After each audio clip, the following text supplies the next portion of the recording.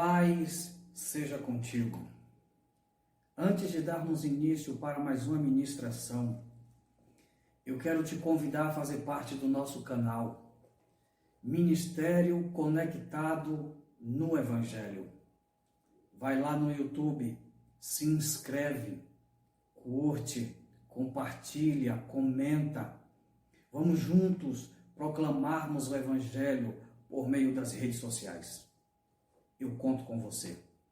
O texto para a nossa reflexão se encontra no livro de Jó, capítulo de número 19, versículos 6 ao 9.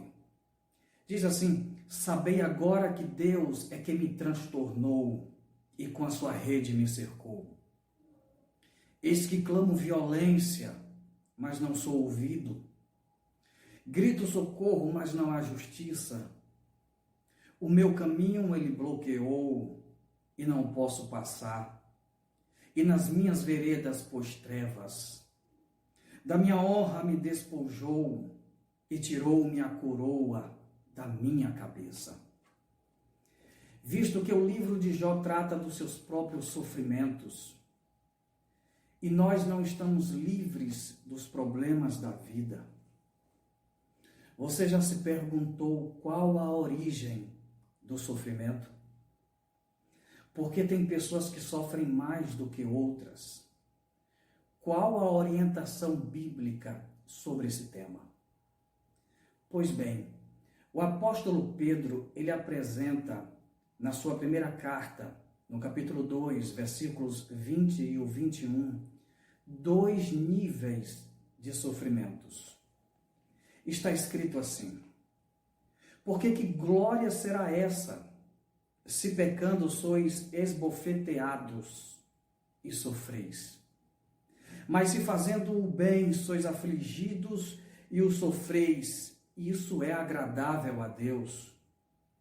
Porque para isto sois chamados, pois também Cristo padeceu por nós, deixando-nos o exemplo, para que sigais as suas pisaduras. No versículo 20, ele apresenta o primeiro nível de sofrimento. São causados por nós mesmos.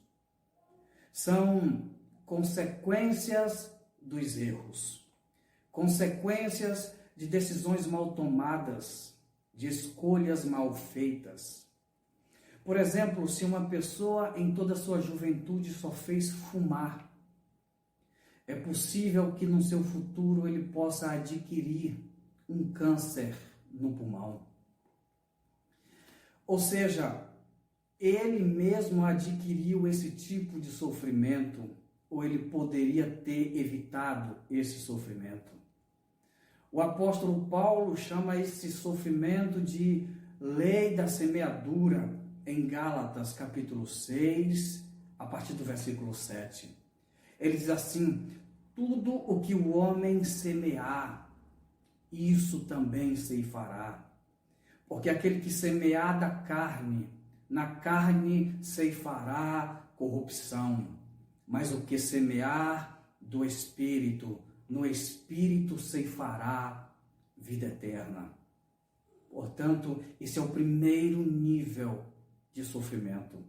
O segundo nível de sofrimento está no versículo 21, quando ele fala do próprio Cristo. É um sofrer digno, é um sofrer por uma justa causa. E ele mostra o exemplo em Jesus sofrendo para cumprir a sua missão aqui na terra. E o apóstolo, ele dá indícios de que nós deveríamos também imitar a Cristo. E os discípulos imitaram também. Sofreram por causa do Evangelho. Foram presos, humilhados. Foram esbofeteados por causa do Evangelho e mortos por causa de sua fé. Os historiadores chamam eles de os mártires da igreja primitiva. Diz a tradição que o apóstolo Pedro foi morto em uma cruz de cabeça para baixo porque recusou morrer que nem o seu mestre. O apóstolo Paulo foi decapitado. João fui lançado dentro de uma caldeira com óleo fervendo. Milagrosamente não morreu. Esse é o segundo tipo de sofrimento. O terceiro tipo de sofrimento está no livro de Jó. É um sofrer com propósito divino, para mais tarde Deus revelar sua glória. Jó entendia isso. Jó compreendia que Deus estava permitindo esse sofrer, só não sabia o porquê e nem para quê. É tanto que ele diz no versículo 6, Deus é quem me oprimiu. No versículo 8 ele afirma, Deus bloqueou o meu caminho. Deus tirou a coroa de minha cabeça. O que Jó está dizendo é, Deus tirou a minha honra. Jó estava entendendo que por trás de tudo isso era a mão do próprio Deus, mas ele não estava entendendo o que Deus estava querendo fazer em sua vida.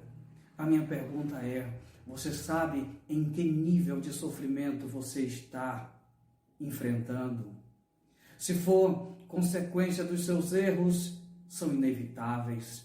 Se for por causa de sua fé, haverá uma recompensa na eternidade para você.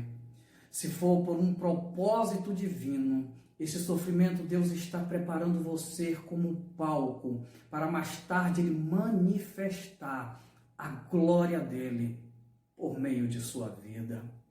Aí mais tarde Jó diz assim, porque eu sei que o meu Redentor vive. O que é que Jó está dizendo com esse texto? Os meus filhos estão mortos, não podem fazer mais nada por mim. A minha mulher não confia mais em mim, não pode fazer mais nada por mim. Os meus amigos me deixaram, não podem fazer mais nada por mim. Mas o meu Redentor vive. Quem vive está em movimento. Quem vive tudo vê. Quem vive age, se move e pode fazer alguma coisa por mim. O meu Redentor está vivo e Ele vai agir ao meu favor. Essa era a esperança de Jó e eu quero trazer essa esperança para o seu coração. Deus está vivo e vai agir ao seu favor. Deus te abençoe em nome de Jesus.